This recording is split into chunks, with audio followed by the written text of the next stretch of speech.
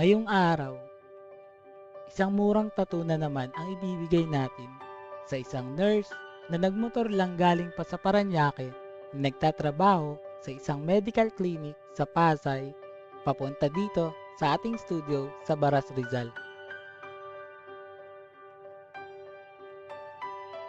Client requested a Mother Mary tattoo sa kanyang kaliwang upper, taas na braso, malapit sa balikat, leeg, ulo, taba, tsaka isaw, tapos padagdag na rin po ng maanghang na sukang sausawan, paibalot na lang din sa plastic labo. Ano daw?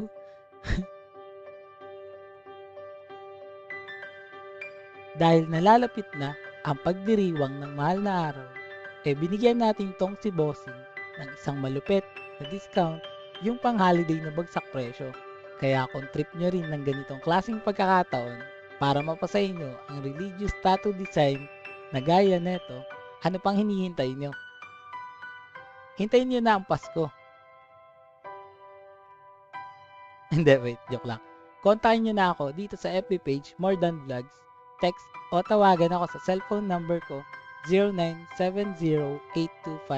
0970-825-0395. Balik tayo dito kay Bossing. Dating gawi sa pang-uusisa ng buhay ng may buhay.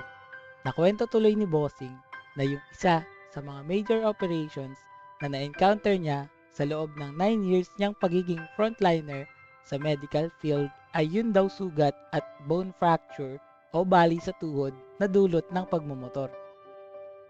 Speaking of motor, ang laki na ng pinagbago ng planetang Earth simula nung magmula ang start ng pagdagsa ng motor na Rusi o anumang brand sa bansang Philippine country.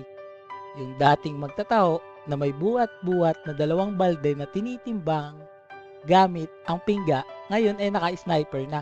Ang dating tilapia na nilalangaw sa palengke, ngayon ay di na madapuan dahil naka 500cc na yung tindera na dumadaan pa sa Skyway para lang mag-alok ng kilo-kilo na bagong huli pa sa dagupan dun sa aquarium ng mayamang Chinese na nagbebenta ng babasaging platito na pwedeng lagyan nung binili natin kaninang maanghang na suka.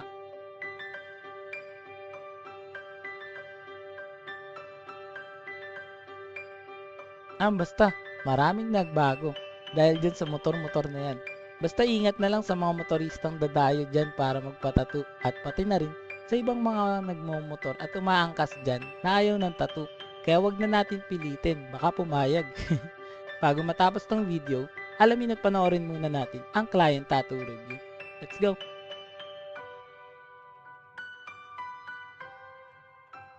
Boss, tapos na yung tattoo natin. Anong masasabi mo?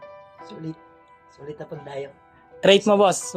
10 out of 10. You know, 10 out of 10. Saka pa nga galing, boss. Yes. Las Piñas, baby. Solid. Ulit ka pa, boss? Meron pa kaming kasama. You know. Anong masasabi mo, boss, sa presyo natin? Nasa mo bang ganyan yung kakalabasan? Hindi ko inaasahan. Biglang Mama Mary. Solid. Wala masabi. Ayos. Sige, boss. Salamat sa tiwala.